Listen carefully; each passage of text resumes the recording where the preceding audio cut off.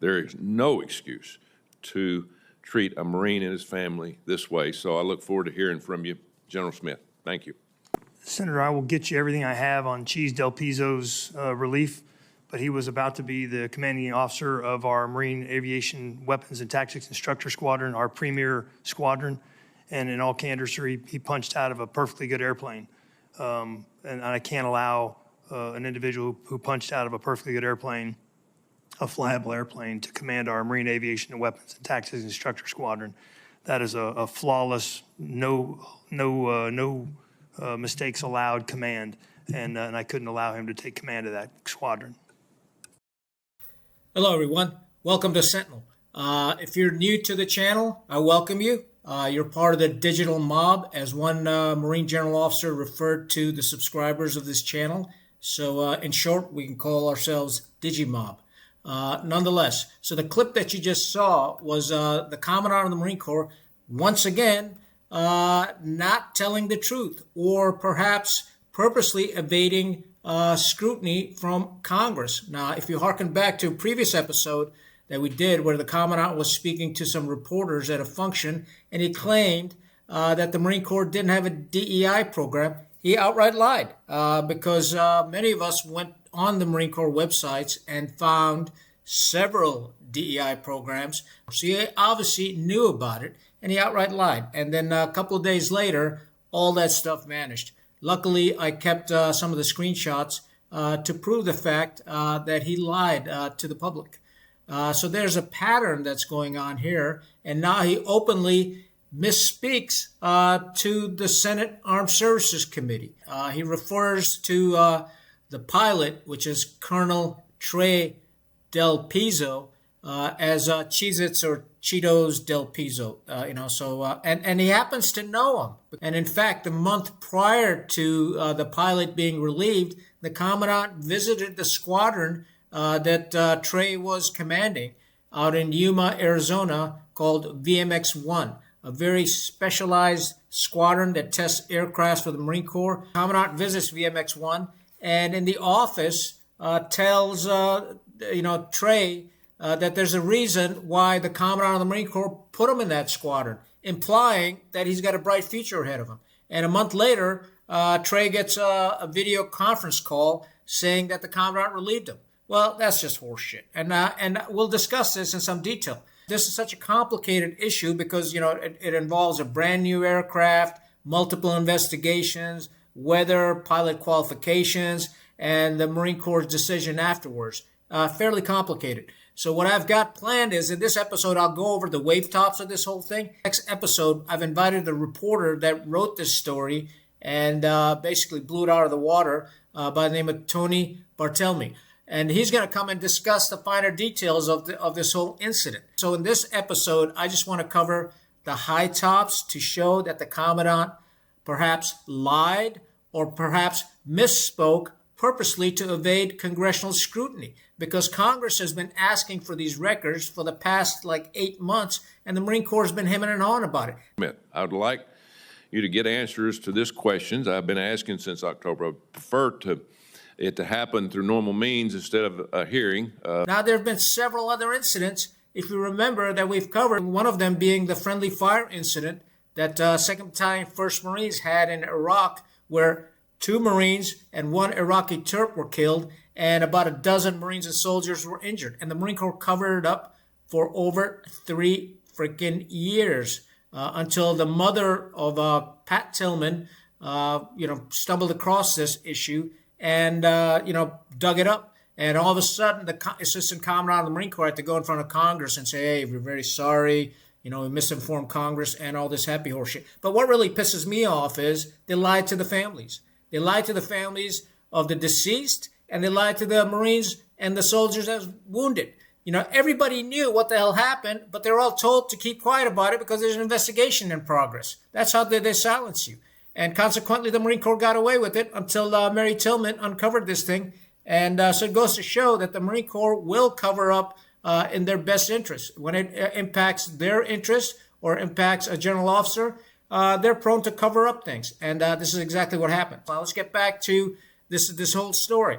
Tre Del Pizzo, I looked into his background. I haven't served with him. I don't know this guy, right?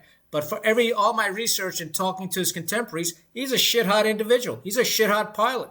But prior to transitioning to F-35s, he used to be an Aviate-B Harrier jet pilot. Now, I know Aviate-B Harrier jet pilots. These guys are like bull riders. I think some of them have got a loose screw up there getting in that aircraft. I believe they used to call it the Widowmaker or something like that. And flying this damn thing. We've used them in combat and close air support. Phenomenal. These guys are awesome, these attack fighter pilots that the Marine Corps has. So much respect to him. So he joins the Marine Corps in 1993, enlists in the Marine Corps, goes through boot camp, goes in the reserves, goes to Auburn University, graduates from Auburn in 1997, becomes a Marine officer, goes to flight school, and then has a fantastic career. He served in all the nominal billets, and he commanded VMA 231. So he's also a commanding officer. So he's got a pretty solid record. He was an aide to the Commandant of the Marine Corps, Joe Dunford.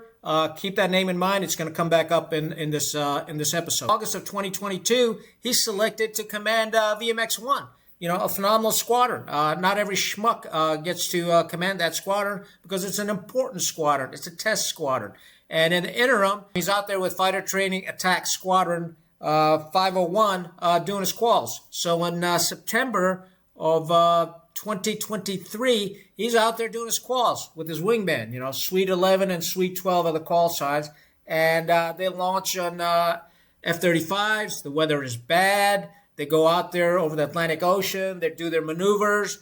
And they come back into Charleston, South Carolina, to land the aircraft. Now, as he's talking to the tower, his communications go out with his wingman. Something is happening in the aircraft, but that's normal, so it happens.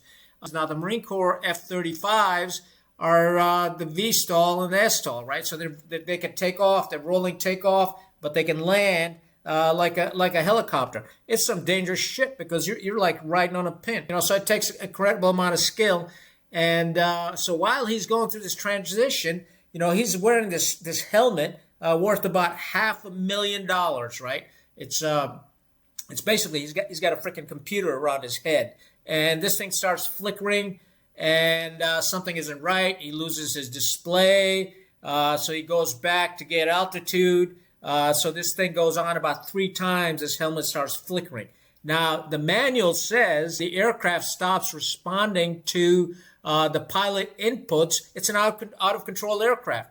And the manual says if you're below 6,000 feet, you got to eject. So he's at about, right around 1,000 to 1,500 feet at the time. He doesn't know where he's at because, remember, the weather's bad.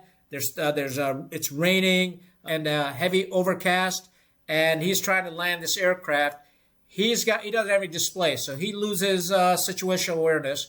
And he doesn't know if he's heading into the trees, if he's heading into the ground, or so. And nonetheless, so he follows the procedures. 6,000 feet, AGL or below, you got to eject. So, and he stays with the aircraft as long as he can until he loses all awareness. So he decides to follow procedures, and he ejects from the aircraft. He comes out of the aircraft. The canopy blows.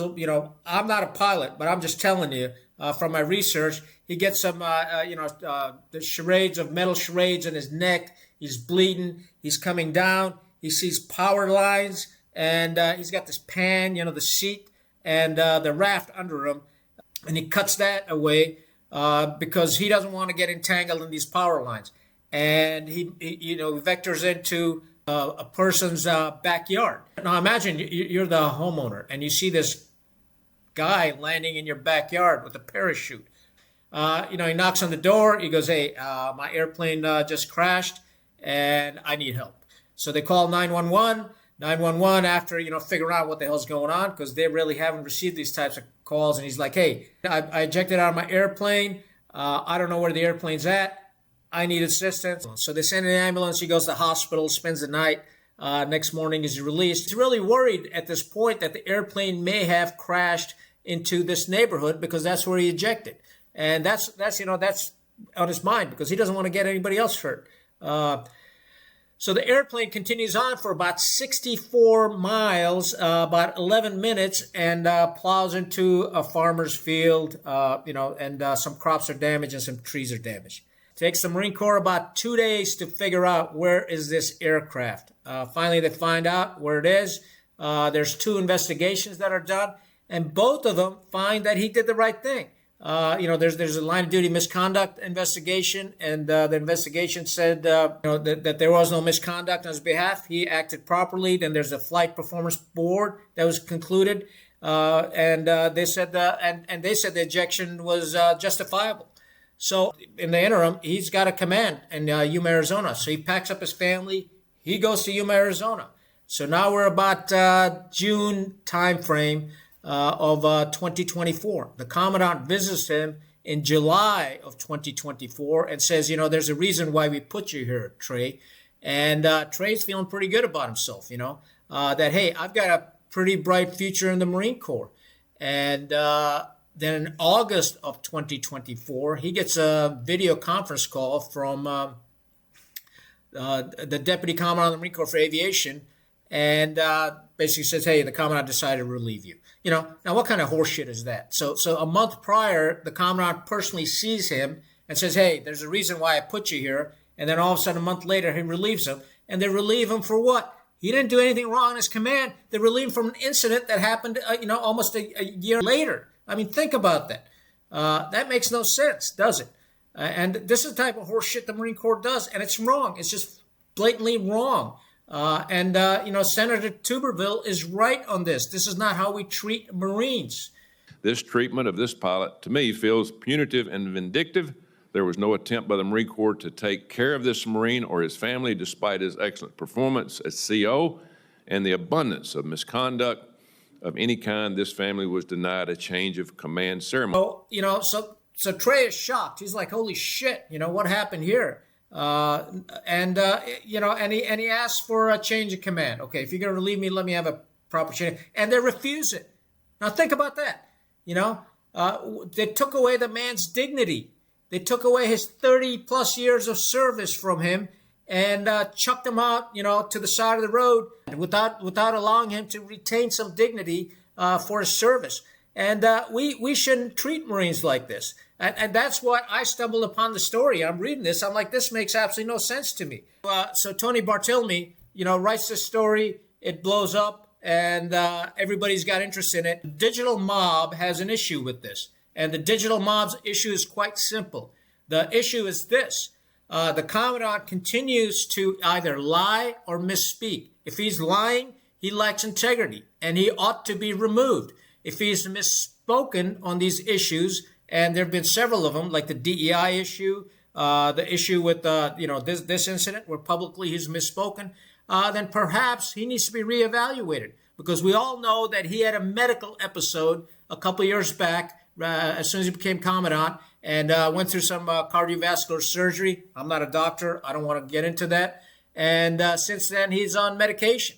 So, is he all there? We don't know. But he needs to be evaluated and find out why the hell is this guy misspeaking. When you go in front of the Senate to do your testimony, this is how this theater is played out, right? The Commandant presents his testimony in writing to the staff of the Armed Services Committee, and also presents questions that he wants to be asked. There's this interaction that happens prior to the testimony, and then you sit on the table in front of the senators, the TV cameras are there, and they go through this theater, right, asking the questions. So, the Commandant should have known that Tuberville is going to ask him this question. If you go back in history, Tuberville is the one that stopped Eric Smith from becoming the Commandant of the Marine Corps for months. The Marine Corps didn't have a Commandant. The Assistant Commandant was the acting Commandant. Not a big deal. Many will say it was a big deal, but it's not. We train Marines to step up, and the Assistant Commandant of the Marine Corps stepped up, and we're fine, right? You're going to go in front of Tuberville, they call him the coach. He doesn't put up with any bullshit, and he's going to really, laser beam into the crux of the matter. And I think he's absolutely correct in this. So the Commandant definitely needs to be evaluated, either for integrity or because of his routine pattern of misspeaking to the public and to Congress.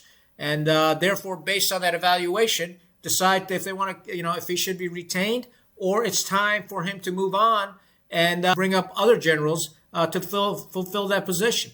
On a personal note to Colonel Delpiso, I think what happened is tragic. Having gone through something similar, and the way the Marine Corps treats you, you could be great. He was great for 30 years, and they throw him to the side like roadkill.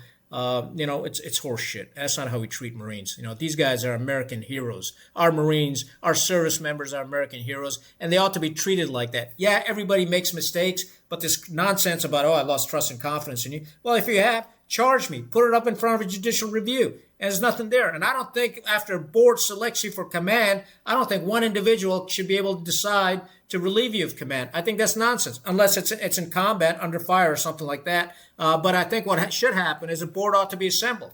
And that person should present why he wants to relieve you. And then you should be able to review the evidence and be able to speak on your behalf. But what happens is this is an administrative process of relief, and you don't have the right to review the evidence. You don't have the right to appeal. You don't have any of that those rights that you normally would under the UCMJ.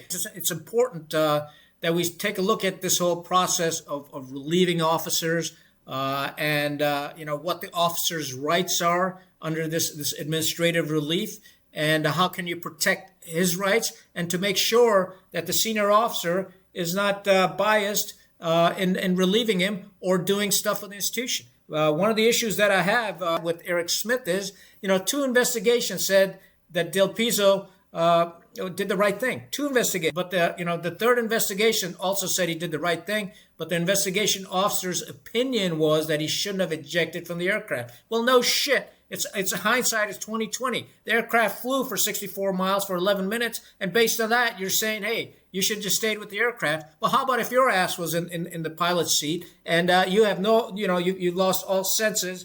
You're in a storm. Your helmet is flickering 3 times. You got no comms with anybody, and the book tells you, hey, eject any below 6,000 feet. Why don't we look at that first? And then to pin it all on him is just outrageous. And I'll tell you why it's outrageous, because what they're trying to do is protect the F-35 program. That's what they're trying to do. Or what role did the manufacturer play in this?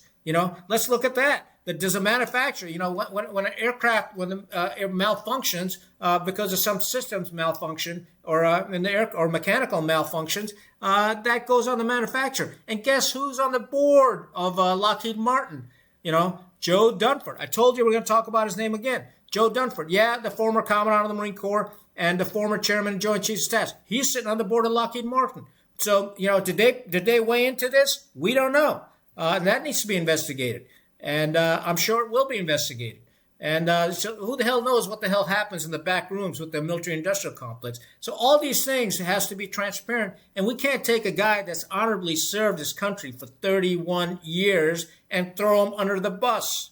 That's just wrong. It's wrong for his family. It's wrong for our country. And it's wrong for him.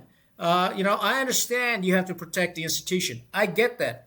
But we don't do it at the expense of Marines and our service members. That's wrong. That's just immoral, in my opinion. So one of the reasons we created Sentinel was it was a meeting place for veterans to come and discuss issues related to their services, veterans-related issues, issues related to the military, issues related to our national security. And it's very important that we exchange these ideas amongst ourselves and do it in a professional manner. That's the purpose behind this channel. So I encourage you to leave a comment on this and stay tuned for this part 2 of this episode when Tony Bartolome is going to come and really go into the details of this whole sequence, because he's read the investigations and he's written about it and he's investigated all aspects of this. So I'm kind of excited that he accepted the invitation, and I've also asked Colonel Delpiso if he wants to come and speak, and I've also asked the Headquarters Marine Corps if they would like to speak. But I'll tell you, Headquarters Marine Corps ain't coming in front of the digital mob. I can guarantee you that.